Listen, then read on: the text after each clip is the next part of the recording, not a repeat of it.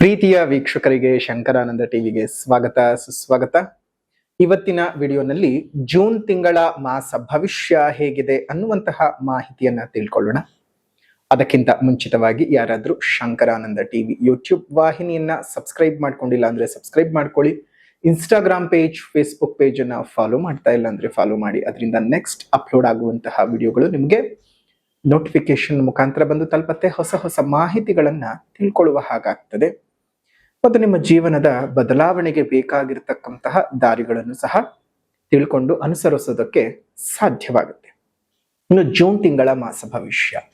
ಕಷ್ಟಪಟ್ಟು ಒಂದ್ ಸೈಟ್ ಅನ್ನ ಕೊಂಡ್ಕೊಂಡಿದ್ದಾಯ್ತು, ಈಗ ಆ ಜಾಗದಲ್ಲಿ ಮನೆ ಕಟ್ಟಿಸ್ಬೇಕು, ಪಾಯ ಯಾರ ಕಡೆಯಿಂದ ಹಾಕಿಸ್ಬೇಕು, ಬೇಕಾದ ಕಲ್ಲುಗಳಾಗಿರ್ಲಿ, ಕಬ್ಬಣ ಆಗಿರ್ಲಿ, ಮರಳು, ಜಲ್ಲಿಕಲ್ಲು, ಅದೇ ರೀತಿಯಾಗಿ ಮನೆಗೆ ಬೇಕಾಗಿರುವಂತಹ ಇಟ್ಟಿಗೆ, ಸಿಮೆಂಟು ಎಲ್ಲಿಂದನಪ್ಪ ತರಿಸ್ಬೇಕು, ಯಾರ ಕಡೆಯಿಂದ ಕೊಂಡ್ಕೊಳ್ಬೇಕು ಅಂತ ಯೋಚನೆ ಮಾಡ್ತಾ ಇದ್ದೀರಾ? ಇದರೆಲ್ಲದರ ಜೊತೆಗೆ ವಾಸ್ತು ಅನ್ನುವಂಥದ್ದು ಮನೆಗೆ ಬಹಳ ಮುಖ್ಯ. ಯಾರ ಕಡೆಯಿಂದ ನಾವು ವಾಸ್ತುವನ್ನು ತೋರಿಸ್ಬೇಕು ಅಂತಾನು ಯೋಚನೆ ಮಾಡ್ತಾ ಇದ್ದೀರಲ್ವಾ? ನೀವು ಯೋಚನೆ ಮಾಡೋದೇ ಬೇಡ. ಪಾಯ ಹಾಕೋದ್ರಿಂದ ಹಿಡಿದು ಮನೆಗೆ ಯಾವ ರೀತಿಯಾಗಿ ವಾಸ್ತು ಇರಬೇಕು ಅಂತ, ಜೊತೆಗೆ ಆ ಮನೆಗೆ ತಕ್ಕ ಹಾಗೆ ಯಾವ ಬಣ್ಣವನ್ನ ಹಾಕಬೇಕು, ನೆಲಕ್ಕೆ ಯಾವ ಕಲ್ಲು ಹಾಕಬೇಕು, ಗೋಡೆಗೆ ಯಾವ ಬಣ್ಣ ಬಳಿಬೇಕು, ಯಾವ ಕಬ್ಬಣ ಉಪಯೋಗಿಸಬೇಕು ಅಂತೆಲ್ಲ ವಿಶೇಷವಾದ ಮಾಹಿತಿಗಳನ್ನ ಪಾಯದಿಂದ ಹಿಡಿದು ಗೃಹ ಪ್ರವೇಶದವರೆಗೂ ನಿಮಗೆ ಬೇಕಾದಂತಹ ಎಲ್ಲಾ ಸವಲತ್ತುಗಳನ್ನ ಒಂದೇ ಸೂರಿನಡಿ ಕೊಡ್ತಾ ಇದ್ದಾರೆ. ಅತ್ಯಂತ ಕಡಿಮೆ ದರದಲ್ಲಿ ಉನ್ನತ ಗುಣಮಟ್ಟ ಇರತಕ್ಕಂತಹ ವಸ್ತುಗಳನ್ನ ಉಪಯೋಗಿಸಿ ನಿಮಗೆ ಅಂತಾನೆ ಮನೆಯನ್ನ ಕನ್ಸ್ಟ್ರಕ್ಷನ್ ಮಾಡಿಕೊಡ್ತಾ ಇದ್ದಾರೆ. ನಮ್ಮ ರಾಜಾಜಿನಗರದಲ್ಲಿರುವಂತಹ KMI ಕನ್ಸ್ಟ್ರಕ್ಷನ್ಸ್ ನವರು ನಿಮಗೆ ಏನಾದ್ರೂ ಮನೆ ಕಟ್ತಾ ಇದ್ದೀನಿ, ಎಲ್ಲಾ ರೀತಿಯಾದ ಗೊಂದಲಗಳಿದೆ ಅಂದ್ರೆ ಫಸ್ಟ್ ಇಲ್ಲಿರುವಂತಹ ಫೋನ್ ನಂಬರ್ಗೆ ಫೋನ್ ಮಾಡಿ ಎಲ್ಲಾ ಮಾಹಿತಿಗಳನ್ನ ನೀವು ಕುಲಂಕುಷವಾಗಿ ತಿಳ್ಕೊಂಡು ನಿಮಗೆ ಬೇಕಾದಂತಹ ಮನೆಯನ್ನ ನಿಮ್ಮ ಕೈಗೆಟಕುವ ದರದಲ್ಲಿ ಇವರೇ ಕಟ್ಟಿಕೊಡ್ತಾರೆ. ಎಲ್ಲಾ ವಿಚಾರಗಳನ್ನ ತಿಳ್ಕೊಂಡು ಮುಂದುವರಿರಿ. ಶುಭವಾಗ್ಲಿ. ಕನ್ಸ್ಟ್ರಕ್ಷನ್ಗೆ ಸಂಬಂಧಪಟ್ಟಂತಹ ಸಂಪೂರ್ಣ ಮಾಹಿತಿ ಬೇಕಾದ್ರೆ ಇಲ್ಲಿರುವಂತಹ ಫೋನ್ ನಂಬರ್ಗೆ ಫೋನ್ ಮಾಡಿ. ಶುಭವಾಗ್ಲಿ. ಜೂನ್ ತಿಂಗಳು ಅಂತ ಹೇಳ್ತಾ ಇದ್ದ ಹಾಗೇನೆ ತುಂಬಾ ದಿವಸಗಳಿಂದ ಅನೇಕ ರಾಶಿಗಳು ಕಾಯ್ತಾ ಇದ್ರಿ, ಗುರುಬಲಕ್ಕೋಸ್ಕರವಾಗಿ ಕಾಯ್ತಾ ಇದ್ರಿ. ಆ ಗುರುಬಲ ಬರತಕ್ಕಂತಹ ತಿಂಗಳು ಅಂತ ಹೇಳಿದ್ರೇನೆ ಈ ಜೂನ್ ತಿಂಗಳು. ಜೂನ್ 1ನೇ ತಾರೀಕಿನ ರಾತ್ರಿ ಅಂದ್ರೆ ಜೂನ್ 2ನೇ ತಾರೀಕಿನ ಬೆಳಗಿನ ಜಾವಕ್ಕೆ ಸರಿಸುಮಾರಾಗಿ ಗುರು ತನ್ನ ಉಚ್ಚಕ್ಷೇತ್ರವಾಗಿರ್ತಕ್ಕಂತಹ ಕರ್ಕಾಟಕ ರಾಶಿಗೆ ಪ್ರವೇಶ ಮಾಡ್ತಾ ಇದ್ದಾನೆ. ಇದರಿಂದ ಅನೇಕ ರಾಶಿಗಳು ಗುರುಬಲವನ್ನ ಪಡ್ಕೊಳ್ತಾ ಇದ್ದಾವೆ, ಇನ್ನು ಅನೇಕ ರಾಶಿಗಳು ಗುರುಬಲವನ್ನ ಕಳೆದುಕೊಳ್ತಾ ಇದ್ದಾವೆ. ಅದು ಗುರುಗ್ರಹದ ಮಾಹಿತಿ ಹೇಳ್ಬೇಕಾದಂತ ಸಂದರ್ಭದಲ್ಲಿ ಹೇಳೋಣ. ಇನ್ನು 8ನೇ ತಾರೀಕು 6ನೇ ತಿಂಗಳು 2026ಕ್ಕೆ ಕಡಗರಾಶಿಗೆ ಶುಕ್ರ ಪ್ರವೇಶ ಮಾಡ್ತಾ ಇದ್ದಾನೆ ಮತ್ತು 15ನೇ ತಾರೀಕು 6ನೇ ತಿಂಗಳು 2026ಕ್ಕೆ ಮಿಥುನ ರಾಶಿಗೆ ಪ್ರವೇಶ ಮಾಡ್ತಾ ಇದ್ದಾನೆ ರವಿ. ಈ ಒಂದು ಮಿಥುನ ರಾಶಿಗೆ ಪ್ರವೇಶ ಮಾಡೋದ್ರಿಂದ ಅಲ್ಲಿಂದ ಸರಿಸುಮಾರಾಗಿ ನಿಮ್ಗೇನಾಗತ್ತೆ, ನಿಜ ಜ್ಯೇಷ್ಠ ಮಾಸವು ಪ್ರಾರಂಭವಾಗುವಂಥದ್ದು. ಅಲ್ಲಿಯವರೆಗೂ ಸಹ ಅಧಿಕ ಜ್ಯೇಷ್ಠದಲ್ಲಿದ್ದಂತಹದ್ದು ಅಧಿಕ ಮಾಸ ಮುಗಿದು ನಿಮಗೆ ನಿಜ ಮಾಸ ಪ್ರಾರಂಭ ಆಗ್ತಕ್ಕಂತಹದ್ದು ಮಲಮಾಸವು ಮುಗಿಯತ್ತೆ. ಅದೇ ರೀತಿಯಾಗಿ 20ನೇ ತಾರೀಕು 6ನೇ ತಿಂಗಳು 2026ಕ್ಕೆ ವೃಷಭ ರಾಶಿಗೆ ಕುಜ ಪ್ರವೇಶ ಮಾಡ್ತಾ ಇದ್ದಾನೆ. 22ನೇ ತಾರೀಕು 6ನೇ ತಿಂಗಳು 2026ಕ್ಕೆ ಬುಧ ಕರ್ಕಾಟಕ ರಾಶಿಗೆ ಪ್ರವೇಶ ಮಾಡ್ತಾ ಇದ್ದಾನೆ.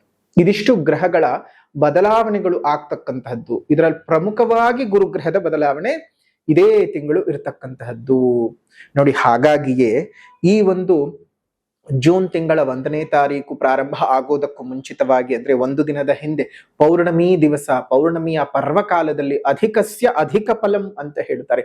ಅಧಿಕ ಮಾಸದಲ್ಲಿ ಮಾಡ್ತಕ್ಕಂತಹ ದಾನ ಧರ್ಮ ಜಪ ತಪಗಳು, ಮಾಡುವಂತಹ ಪೂಜೆ ಪುನಸ್ಕಾರಗಳು ಅಧಿಕವಾಗಿ ನಿಮಗೆ ಫಲವನ್ನ ಕೊಡುತ್ತದೆ. ಹಾಗಾಗಿಯೇ ಗುರು ಮಹಾಯಾಗವನ್ನ ಈ ಜೂನ್ ತಿಂಗಳಲ್ಲಿ ಏನು 1ನೇ ತಾರೀಕು ಬದಲಾವಣೆ ಆಗ್ತಾ ಇದೆ, ಆ ಚಂದ್ರನ ವೃದ್ಧಿಯಾಗಿ ಆ ಪೌರ್ಣಮಿಯ ಚಂದ್ರನ ಅಡಿಯಲ್ಲಿ ಮಾಡ್ತಕ್ಕಂತಹ ಗುರುಮಹಾಯಾಗದಲ್ಲಿ ನೀವು ಪಾಲ್ಗೊಂಡು ನಿಮ್ಮ ಬದುಕಿನಲ್ಲಿರ್ತಕ್ಕಂತಹ ಅನೇಕ ಕಷ್ಟ ನಷ್ಟಗಳನ್ನ ತೊಡೆದು ಹಾಕೊಳ್ಳಿ. ನಿಮ್ಮ ಜೀವನದಲ್ಲಿರುವಂತಹ ಅನೇಕ ಸಮಸ್ಯೆಗಳು, ಸಂತಾನದ ಸಮಸ್ಯೆಗಳಿರುವಂತಹದ್ದಿರಬಹುದು, ಅದೇ ರೀತಿಯಾಗಿ ಬೇರೆ ಬೇರೆ ರೀತಿಯಲ್ಲಿ ನಿಮ್ಮ ಬದುಕಿನಲ್ಲಿ ಸಂಕಷ್ಟಗಳು ಬರ್ತಾ ಇರುತ್ತೆ. ಮದುವೆ ಆಗ್ತಾ ಇರೋದಿಲ್ಲ, ಮಕ್ಕಳಾಗ್ತಾ ಇರೋದಿಲ್ಲ, ಮಕ್ಕಳಿಂದ ಸಮಸ್ಯೆಗಳನ್ನು ಅನುಭವಿಸ್ತಾ ಇರ್ತೀರಿ, ಅಥವಾ ನಿಮ್ಮ ಬದುಕಿನಲ್ಲಿ ಅಭಿವೃದ್ಧಿಯೇ ಇಲ್ಲದೆ ಇರುವ ಹಾಗೆ ಗುರುಬಲವನ್ನೇ ಕಳೆದುಕೊಂಡು ಬಿಟ್ಟಿರ್ತೀರಿ. ಆ ಗುರುಬಲವನ್ನ ಪಡ್ಕೊಳ್ಳುವಂತಹ ಸಲುವಾಗಿ ವಿಶೇಷವಾಗಿ ಮೇಷ, ವೃಷಭ, ಕಟಕ ಈ ರಾಶಿಯವರಿಗೆ ಸ್ವಲ್ಪ ಮಟ್ಟಕ್ಕೆ ಗುರು ಅನಾನುಕೂಲ ಸ್ಥಿತಿಯಲ್ಲಿದ್ರು ತುಂಬಾ ಕೆಡಕನ್ನೇನು ಮಾಡ್ಲಾರ, ಕೆಲವೊಮ್ಮೆ ತುಂಬಾ ಚೆನ್ನಾಗೂ ಆಗತ್ತೆ ತನ್ನ ದೃಷ್ಟಿ ಬಲಗಳಿಂದಾಗಿ. ಆದ್ರೆ ಶಾಂತಿ ಮಾಡಿಸ್ಕೊಂಡ್ರೆ ಒಳ್ಳೇದೆ, ಯಾಕಂದ್ರೆ ಕಳ್ಕೊಳ್ತಾ ಇದ್ದೀರಾ ಒಂದ್ ಹಂತಕ್ಕೆ. ಆದ್ರೆ ಶಾಂತಿ ಮಾಡಿಸ್ಕೊಳ್ಳಲೇಬೇಕಾಗಿರ್ತಕ್ಕಂತಹ ರಾಶಿಗಳು ಅಂತ ಹೇಳಿದ್ರೆ ಸಿಂಹ ಮತ್ತು ಕುಂಭ ರಾಶಿಗಳು. ಮೇಷ, ವೃಷಭ, ಕಟಕ ಮತ್ತು ಸಿಂಹ, ಕುಂಭ ರಾಶಿಗಳು ಮತ್ತು ಧನಸ್ಸು ರಾಶಿ ಇಷ್ಟು ರಾಶಿಗಳು ನೀವು ಗುರು ಶಾಂತಿಯಲ್ಲಿ ಪಾಲ್ಗೊಂಡು ಗುರುವಿನ ವಿಶೇಷವಾದಂತಹ ಅನುಗ್ರಹವನ್ನ ಪಡ್ಕೊಳ್ಳಿ. ಇದು ಜೂನ್ ತಿಂಗಳ ಮಾಸ ಭವಿಷ್ಯ. ಆದ್ರೂ ಮೇ ತಿಂಗಳ 31ನೇ ತಾರೀಕಿನಂದು ನಡೀತಾ ಇರತಕ್ಕಂಥದ್ದು, ಯಾಕಂದ್ರೆ ತುಂಬಾನೇ ಮುಂಚಿತವಾಗಿಯೇ ವಿಡಿಯೋಗಳನ್ನ ಅಪ್ಲೋಡ್ ಮಾಡ್ತೇವೆ. ಆ ಒಂದು ವಿಶೇಷವಾದಂತಹ ಸಂದರ್ಭದಲ್ಲಿ ಸಾರ್ವಜನಿಕವಾಗಿಯೂ ಎಲ್ಲರಿಗೂ ಒಳ್ಳೇದು ಆಗಬೇಕು ಅಂತ ಹೇಳಿ ಉಚಿತ ಕಣ್ಣಿನ ತಪಾಸಣೆಯ ಶಿಬಿರವನ್ನೂ ಸಹ ಆಯೋಜನೆ ಮಾಡಲಾಗಿದೆ. ಆಸಕ್ತರು ಕೇವಲ ಯಾಗಕ್ಕೆ ಮಾತ್ರ ಬರೋದಲ್ಲ, ನಿಮಗೆ ವಿಶೇಷವಾಗಿ ಕಣ್ಣಿನ ಆರೋಗ್ಯಕ್ಕೆ ಸಂಬಂಧಪಟ್ಟಂತಹ ತೊಂದರೆಯಿಂದ ಬಳಲ್ತಾ ಇದ್ರೆ ಉಚಿತವಾಗಿ ಕಣ್ಣಿನ ತಪಾಸಣೆಯ ಶಿಬಿರವನ್ನ ನಮ್ಮ ಆಶ್ರಮದಲ್ಲಿ ಏರ್ಪಡಿಸಲಾಗುತ್ತೆ. ಹಾಗಾಗಿ ತಾವೆಲ್ಲರೂ ಸಹ ಬಂದು ಆ ಉಚಿತ ಕಣ್ಣಿನ ತಪಾಸಣೆಯ ಶಿಬಿರದಲ್ಲಿ ಪಾಲ್ಗೊಳ್ಬಹುದು. ಜೊತೆಗೆ ಗುರುಮಹಾಯಾಗದಲ್ಲೂ ಸಹ ಪಾಲ್ಗೊಳ್ಬಹುದು. ಗುರುಮಹಾಯಾಗದ ಶುಲ್ಕವು ಮಾಡಿಸುವಂತಹವರಿಗೆ 800 ರೂಪಾಯಿಗಳಿರುತ್ತೆ. ಅದರಲ್ಲಿ ಬೃಹಸ್ಪತಿ ಕವಚ ಮತ್ತು ಅಕ್ಷತ ಪ್ರಸಾದ ಎರಡೂ ಸಹ ಸೇರಿರುತ್ತೆ. ಹಾಗಾಗಿ ಆ ಬೃಹಸ್ಪತಿ ಕವಚವನ್ನ ದೇಹದಲ್ಲಿ ಧರಿಸ್ಕೊಳ್ಬೇಕು. ಅದೇ ರೀತಿಯಾಗಿ ಅಕ್ಷತ ಪ್ರಸಾದವನ್ನ 2 ಭಾಗಗಳನ್ನಾಗಿ ಮಾಡಿ ಒಂದನ್ನ ನಿಮ್ಮ ದೇವರ ಮನೆಯಲ್ಲೂ ಇನ್ನೊಂದನ್ನ ನಿಮ್ಮ ಪಾಕೆಟ್ ನಲ್ಲೂ ಇಟ್ಕೊಂಡು ಇರೋದ್ರಿಂದ ಅನೇಕ ರೀತಿಯಾದಂತಹ ಗುರುವಿನ ಅನುಗ್ರಹದ ಸಿದ್ಧಿ ಆಗ್ತದೆ. ತಮ್ಮೆಲ್ಲರಿಗೂ ಸಹ ಶುಭವಾಗ್ಲಿ, ಮಂಗಳವಾಗ್ಲಿ. ಇದು ಈ ತಿಂಗಳ ಮಾಸ ಭವಿಷ್ಯದ ವಿಶೇಷತೆಗಳು ಮತ್ತು ವಿಶೇಷ ದಿನಗಳು.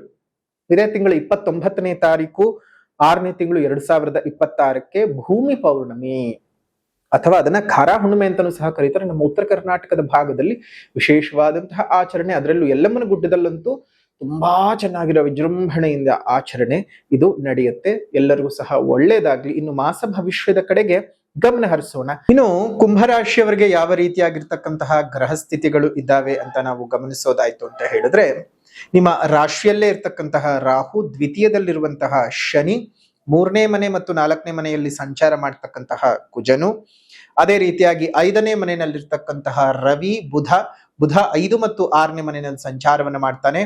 6ನೇ ಮನೆಯಲ್ಲಿರ್ತಕ್ಕಂತಹ ಗುರು ಮತ್ತು ಶುಕ್ರರು, 7ನೇ ಮನೆಯಲ್ಲಿರ್ತಕ್ಕಂತಹ ಶನಿ. ಇದಿಷ್ಟು ಕುಂಭರಾಶಿಯವರಿಗೆ ಆಯಾ ಸ್ಥಾನಗಳಲ್ಲಿ ಸಂಚಾರ ಮಾಡ್ತಕ್ಕಂತಹ ಗ್ರಹ ಸ್ಥಿತಿಗಳು, ಗ್ರಹ ಸಂಚಾರದ ವಿಧಿಗಳು. ನೋಡಿ, ನಿಮಗೆ ಬಹಳ ದೃಷ್ಟಿದೋಷಗಳು ಉಂಟಾಗ್ತಕ್ಕಂಥದ್ದು, ಮಾಡುವಂತಹ ಕೆಲಸ ಕಾರ್ಯಗಳಲ್ಲಿ ಅಡೆತಡೆಗಳು ಉಂಟಾಗ್ತಕ್ಕಂಥದ್ದು, ಅತ್ಯಧಿಕವಾಗಿ ಖರ್ಚುಗಳು ಬೀಳ್ತಕ್ಕಂಥದ್ದು, ಇಲ್ಲಸಲ್ಲದ ಆರೋಪ ಅಪವಾದಗಳಿಗೆ ತುತ್ತಾಗ್ತಕ್ಕಂಥದ್ದು ಮತ್ತು ಬಹಳ ಕಷ್ಟ ನಷ್ಟಗಳನ್ನ ಎದುರಿಸ್ತಕ್ಕಂಥದ್ದು ಈ ರೀತಿಯಾಗೆಲ್ಲ ನಡೆಯುತ್ತೆ. ಇದನ್ನ ಕೇಳ್ಕೊಳ್ತಾ ಇದ್ದ ಹಾಗೇನೆ ಎಲ್ಲರೂ ಅಂದ್ಕೊಳ್ತೀರಿ 7.5 ಇರಬಹುದು, ಹಾಗಾಗಿ ನಮ್ಗೆ ಹೀಗಾಗ್ತಿದ್ಯಾ ಅಂತ. ಖಂಡಿತ ಇಲ್ಲ. 7.5 ಮಾತ್ರ ಅಲ್ಲ ನೋಡಿ. ಕೇವಲ 7.5ನಿಂದಾನೇ ನಿಮ್ ಜೀವನ ಹಾಳಾಗ್ಬಿಡತ್ತೆ ಅಥವಾ 7.5ನಿಂದಾನೇ ನಿಮ್ ಬದುಕು ಕೆಟ್ಟ ಹೋಗ್ಬಿಡತ್ತೆ ಅಂತನ್ನುವಂಥದ್ದು ತುಂಬಾ ತಪ್ಪು ಕಲ್ಪನೆ. ನೀವು ನಿಮ್ ಜನ್ಮಜಾತಕವನ್ನ ನೋಡ್ಕೊಳ್ಳಿ. ನಿಮ್ಗೇನಾದ್ರೂ 1ನೇ ಸಲ ಮತ್ತು 3ನೇ ಸಲ ಬಂದಿದೆ ಅಂದಾಗ ಮಾತ್ರ ಶನಿ ತುಂಬಾ ಪೀಡಾಕಾರಕನಾಗಿರ್ತಾನೆ. 2ನೇ ಸಲ ಬಂದಾಗ ಅದನ್ನು ಹೊಂಬು ಶನಿ ಅಂತ ಕರಿತೀವಿ. ಆ ಹೊಂಬು ಶನಿಗೆ ಯಾವುದೇ ರೀತಿಯಾಗಿರ್ತಕ್ಕಂತಹ ಒಂದು ಅಶುಭದಾಯಕವಾದಂತಹ ವಾತಾವರಣ ಇರೋದಿಲ್ಲ. ಸೊ ಹಾಗಾಗಿ ಒಂದ್ಸಲ ನಿಮ್ ಜನ್ಮ ಜಾತಕವನ್ನು ತೋರಿಸ್ಕೊಳ್ಳಿ. ಮತ್ತೆ ಯಾಕೆ ನಿಮ್ಗೆ ಇಷ್ಟು ಕಷ್ಟಗಳು ಉಂಟಾಗ್ತಿದೆ ಅಂದ್ರೆ ನೋಡಿ, ಒಂದು ನಿಮ್ಗೆ ಶುಕ್ರ ಬಲ ಇಲ್ಲ, ರವಿ ಬಲ ಇಲ್ಲ, ಕುಜ ಬಲ ಇಲ್ಲ, ಧನಾಧಿಪತಿ ಆಗಿರತಕ್ಕಂತಹ ಗುರು ಎಲ್ಲಿದ್ದಾನೆ? ಷಷ್ಠ ಸ್ಥಾನದಲ್ಲಿ ಇದ್ದಾನೆ. ಅದೇ ರೀತಿಯಾಗಿ ನಿಮ್ಮ ಭಾಗ್ಯಸ್ಥಾನದ ಮೇಲೆ ಕೇತುವಿನ ದೃಷ್ಟಿ ಬೀಳ್ತಾ ಇದೆ, ರಾಶಿ ಮೇಲೆ ಕೇತುವಿನ ದೃಷ್ಟಿ ಬೀಳ್ತಾ ಇದೆ. ಜೊತೆಗೆ ನಿಮ್ಗೆ ಸಪ್ತಮಾಧಿಪತಿ ಆಗಿರ್ತಕ್ಕಂತಹ ರವಿಯು ಅಂತಹ ಉತ್ತಮನಾಗಿ ನಿಮಗೆ ಸಂಚಾರವನ್ನು ಮಾಡ್ತಾ ಇಲ್ಲ. ನಿಮ್ಮ ಒಂದು 4ನೇ ಮನೆಯ ಮೇಲೆ ಶನಿ ದೃಷ್ಟಿ ಮೇಲೆ ಬೀಳ್ತಾ ಇರ್ತಕ್ಕಂಥದ್ದು, ಇಷ್ಟೆಲ್ಲ ಅಷ್ಟಮ ಸ್ಥಾನದ ಮೇಲೆ ನಿಮ್ಗೆ ಶನಿ ದೃಷ್ಟಿ ಬೀಳ್ತಾ ಇದೆ. ಇಷ್ಟೆಲ್ಲ ಕೆಡುಕುಗಳು ನಿಮ್ಗೆ ಬರ್ತಾ ಇದೆ ಅಂದ್ರೆ ಗ್ರಹ ಸ್ಥಿತಿಗಳು ಮೈನ್ ಆಗಿ ನಿಮ್ಗೆ ಸಪೋರ್ಟಿವ್ ಆಗಿ ಇಲ್ಲ. ಕುಂಭರಾಶಿಯವರಿಗೆ ಬಹಳ ಕಷ್ಟ ನಷ್ಟಗಳನ್ನ ಅನುಭವಿಸಬೇಕಾಗತ್ತೆ. ಗುರುಬಲವನ್ನು ಬೇರೆ ಕಳ್ಕೊಳ್ತಾ ಇದ್ದೀರಿ. ಹಾಗಾಗಿ ಇದೇ ತಿಂಗಳ ಅಂದ್ರೆ ಮೇ ತಿಂಗಳ 31ನೇ ತಾರೀಕಿನಂದು ನಡೀತಾ ಇರತಕ್ಕಂತಹ ಗುರುಮಹಾಯಾಗದಲ್ಲಿ ಬಂದು ಪಾಲ್ಗೊಳ್ಳುವುದನ್ನ ಮರಿಬೇಡಿ. ಗುರು ಶಾಂತಿಯನ್ನ ಮಾಡಿಸ್ಕೊಳ್ಳಿ. ಜೊತೆಗೆ ವಿಶ್ವದಲ್ಲೇ ಪ್ರಥಮವಾಗಿ ಏಕಶಿಲೆಯಲ್ಲಿ ಹನುಮತ್ ಸಮೇತ ಶನಿದೇವರು ಇರ್ತಕ್ಕಂತಹ ದಕ್ಷಿಣಕ್ಕೆ ಅಭಿಮುಖವಾಗಿ ಪ್ರತಿಷ್ಠಾಪನೆ ಆಗ್ತಿರ್ತಕ್ಕಂತಹ ದಕ್ಷಿಣ ಮುಖ ಹನುಮಂತನ ಪ್ರತಿಷ್ಠಾಪನೆಯ ದಿವಸ ಶನಿಯ ವಿಶೇಷವಾದಂತಹ ಮಹಾಯಾಗವನ್ನು ಮಾಡಿ ಅದನ್ನ ಈ ಒಂದು ಸ್ಥಾಪನೆಯನ್ನು ಮಾಡ್ತಾ ಇರತಕ್ಕಂತಹದ್ದು. ಶನಿಯ ಪೀಡನೆಯಿಂದ ಆಚೆ ಬರುವುದಕ್ಕೆ, ಸರ್ವ ಗ್ರಹಗಳ ಅನುಗ್ರಹಗಳು ಉಂಟಾಗುವುದಕ್ಕೆ ಹನುಮದೇವರ ಅಭಯ ಹನುಮನ ವಿಶೇಷವಾದಂತಹ ಪ್ರತಿಷ್ಠೆ ಇರತಕ್ಕಂಥದ್ದು. ಜುಲೈ 12ನೇ ತಾರೀಕಿಗೆ ಶನಿ ಮಹಾಯಾಗ ಇದೆ. ಶನಿ ಮಹಾಯಾಗಕ್ಕೂ ಸಹ ಬಂದು ಪಾಲ್ಗೊಳ್ಳೋದು ಮರಿಬೇಡಿ. ಸಿಂಹರಾಶಿ, ಕುಂಭರಾಶಿ, ಮೀನರಾಶಿ, ಮೇಷರಾಶಿ, ಧನಸ್ಸು ರಾಶಿ, ಅದೇ ರೀತಿಯಾಗಿ ವೃಶ್ಚಿಕ ರಾಶಿಯವರು ಜುಲೈ 12ನೇ ತಾರೀಕಿನಂದು ನಡೀತಕ್ಕಂಥ ಶನಿ ಮಹಾಯಾಗದಲ್ಲಿ ಬಂದು ಪಾಲ್ಗೊಳ್ಳಿ. ಅದೇ ರೀತಿಯಾಗಿ ಮೇಷರಾಶಿ, ವೃಷಭ ರಾಶಿ, ಕರ್ಕ ರಾಶಿ, ಸಿಂಹರಾಶಿ, ಕುಂಭರಾಶಿಯವರು ನೀವು ಗುರು ಶಾಂತಿಯನ್ನ ಮತ್ತು ಶನಿ ಶಾಂತಿಯನ್ನ ಮಾಡಿಸಿಕೊಳ್ಳಲೇಬೇಕು. ತುಂಬಾ ಕಷ್ಟದಲ್ಲಿದ್ದೀರಾ, ಯೋಚನೆ ಮಾಡಿ ಧೈರ್ಯವಾಗಿರು ಇದ್ದು ಸ್ವಲ್ಪ ಪೂಜೆ ಪುನಸ್ಕಾರಗಳನ್ನ ಮಾಡಿಕೊಂಡು ಒಳ್ಳೆ ರೀತಿಯಲ್ಲಿ ಬದುಕನ್ನ ಕಟ್ಕೊಳ್ಳೋದಕ್ಕೆ ಪ್ರಯತ್ನವನ್ನು ಮಾಡಿ. ಜುಲೈ 12ನೇ ತಾರೀಕು ಭಾನುವಾರದ ದಿವಸ ವಿಶೇಷವಾದಂತಹ ಮೂರ್ತಿಯನ್ನ ನಾವು ತಯಾರು ಮಾಡ್ತಾ ಇದ್ದೇವೆ. ವಿಶ್ವದಲ್ಲೇ ಎಲ್ಲೂ ಇಲ್ಲದಂತಹ, ಕಂಡು ಕೇಳರಿಯದೇ ಇರ್ತಕ್ಕಂತಹ ವಿಶೇಷವಾದಂತಹ ಹನುಮ ಸಮೇತ ಶನಿದೇವರ ವಿಗ್ರಹವನ್ನ ಏಕಶಿಲೆಯಲ್ಲಿ ಮಾಡಿಸ್ತಾ ಇದ್ದೇವೆ. ಒಂದೇ ಕಲ್ಲಿನಲ್ಲಿ ಮುಂಭಾಗದಲ್ಲಿ ಹನುಮದೇವರು, ಹಿಂಭಾಗದಲ್ಲಿ ಶನಿದೇವರು ಇರ್ತಕ್ಕಂತಹ ಏಕಶಿಲಾ ಮೂರ್ತಿ ಪ್ರಪಂಚದಲ್ಲಿಯೇ ಎಲ್ಲೂ ಇಲ್ಲದ್ದು. ವಿಶೇಷವಾಗಿ ಹನುಮದೇವರ ಆ ಕೃಪಾಶೀರ್ವಾದದಿಂದ ಗೋಚರವಾಗಿ ಈ ರೀತಿಯಾಗಿ ಮೂರ್ತಿ ಮಾಡಬೇಕು ಅಂತ ಆ ಚಿತ್ತಿಗೆ, ಜ್ಞಾನಕ್ಕೆ ಆದೇಶ ಕೊಟ್ಟಿರುವುದರಿಂದಾಗಿ ಮಾಡ್ತಾ ಇದ್ದೇವೆ. ಆ 12ನೇ ತಾರೀಕು ಜುಲೈ ಶನಿ ಮಹಾಯಾಗದ ದಿವಸ ಆ ಒಂದು ವಿಶೇಷವಾದಂತಹ ಹನುಮ ಸಮೇತ ಶನಿದೇವರ ವಿಗ್ರಹದ ಪ್ರತಿಷ್ಠಾಪನೆ, ಜೊತೆಗೆ ಸ್ವತಃ ಸೇವಾರ್ಥಿಗಳ ಕೈಯಲ್ಲೇ ಎಳ್ಳೆಣ್ಣೆಯ ಅಭಿಷೇಕವನ್ನ ಮಾಡಿಸ್ತೀವಿ. ಇದು ಸಾರ್ವಕಾಲಿಕವಾಗಿ ಪ್ರತಿದಿನವೂ ಯಾರು ಬೇಕಾದರೂ ಬಂದು ಸ್ವತಃ ನಿಮ್ಮ ಕೈಯಿಂದನೇ ಎಳ್ಳೆಣ್ಣೆ ಅಭಿಷೇಕವನ್ನ ಮಾಡೋದಕ್ಕೆ ಅವಕಾಶವನ್ನು ಸಹ ಕೊಡ್ತಾ ಇದ್ದೇವೆ ಮುಂದಿನ ದಿನಮಾನಗಳಲ್ಲಿ. ಜುಲೈ 12ನೇ ತಾರೀಕು ಶನಿ ಹನುಮದೇವರ ಪ್ರತಿಷ್ಠೆಯ ಜೊತೆಗೆ ಶನಿ ಮಹಾಯಾಗವನ್ನು ಮಾಡ್ತಾ ಇದ್ದೇವೆ. ಯಾರ್ಯಾರು ಈ 7.5 ಬಳಲ್ತಾ ಇದ್ದೀರಿ, ಯಾರ್ಯಾರಿಗೆ ಈ ಒಂದು ಅಷ್ಟಮ ಶನಿ, ಅರ್ಧಾಷ್ಟಮ ಶನಿ, ಪಂಚಮ ಶನಿ ಪೀಡೆಗಳು ಇದ್ದಾವೆ, ಈ ರಾಶಿಗಳವರು ಖಂಡಿತ ಜುಲೈ 12ನೇ ತಾರೀಕಿಗೆ ಬಂದು ಹನುಮ ಸಮೇತ ಇರತಕ್ಕಂತಹ ಶನಿದೇವರ ವಿಗ್ರಹಕ್ಕೆ ಸ್ವತಃ ನಿಮ್ಮ ಕೈಯಿಂದಾನೇ ಎಳ್ಳೆಣ್ಣೆಯ ಅಭಿಷೇಕವನ್ನ ಮಾಡಿ ಪ್ರಾರ್ಥನೆಯನ್ನ ಮಾಡಿಕೊಂಡು ಶನಿಯ ಕಾಟದಿಂದ ವಿಮುಕ್ತರಾಗಿ. ಶನಿ ಯಾರಿಗಾದ್ರೂ ಒಬ್ರಿಗೆ ಹೆದರ್ಕೊಳ್ತಾನೆ ಅಂತ ಹೇಳಿದ್ರೆ ಅದು ಹನುಮದೇವರಿಗೆ ಮಾತ್ರ. ಅಂತಹ ಹನುಮದೇವರನ್ನ ದಕ್ಷಿಣಕ್ಕಭಿಮುಖವಾಗಿ ಪ್ರತಿಷ್ಠಾಪನೆಯನ್ನ ಮಾಡಿಸ್ತಾ ಇದ್ದೇವೆ. ವಿಶೇಷವಾಗಿ ಹನುಮದೇವರ ಕೃಪಾಶೀರ್ವಾದದಿಂದಲೇ ಇದೆಲ್ಲವೂ ಸಹ ನಡೀತಾ ಇರತಕ್ಕಂತಹದ್ದು.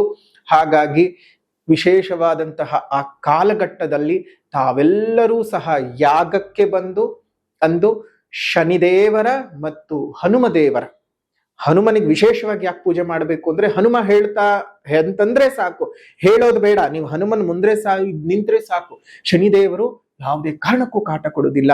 ಶಾಂತಿ ಮಾಡಿಸ್ಕೊಳ್ಬೇಕಾಗಿರ್ತಕ್ಕಂತಹ ರಾಶಿಗಳು ಅಷ್ಟಮ ಶನಿ ನಡೀತಾ ಇರತಕ್ಕಂತಹ ಸಿಂಹರಾಶಿಯವರು, ಅರ್ಧಾಷ್ಟಮ ಶನಿ ನಡೀತಾ ಇರತಕ್ಕಂತಹ ಧನಸ್ಸು ರಾಶಿಯವರು, ಪಂಚಮ ಶನಿ ನಡೀತಾ ಇರತಕ್ಕಂತಹ ವೃಶ್ಚಿಕ ರಾಶಿಯವರು, ಅದೇ ರೀತಿಯಾಗಿ 7.5 ನಡೀತಾ ಇರತಕ್ಕಂತಹ ಕುಂಭ, ಮೀನ, ಮೇಷ ಈ ರಾಶಿಯವರು ಬಂದು ವಿಶೇಷವಾಗಿ ಶನಿದೇವರ ಮತ್ತು ಹನುಮದೇವರ ಕೃಪೆಗೆ ಪಾತ್ರರಾಗಿ ನಿಮ್ಮ ಬದುಕನ್ನ ಒಂದು ಸರಿದಾರಿಗೆ ತಗೊಂಡು ಬನ್ನಿ.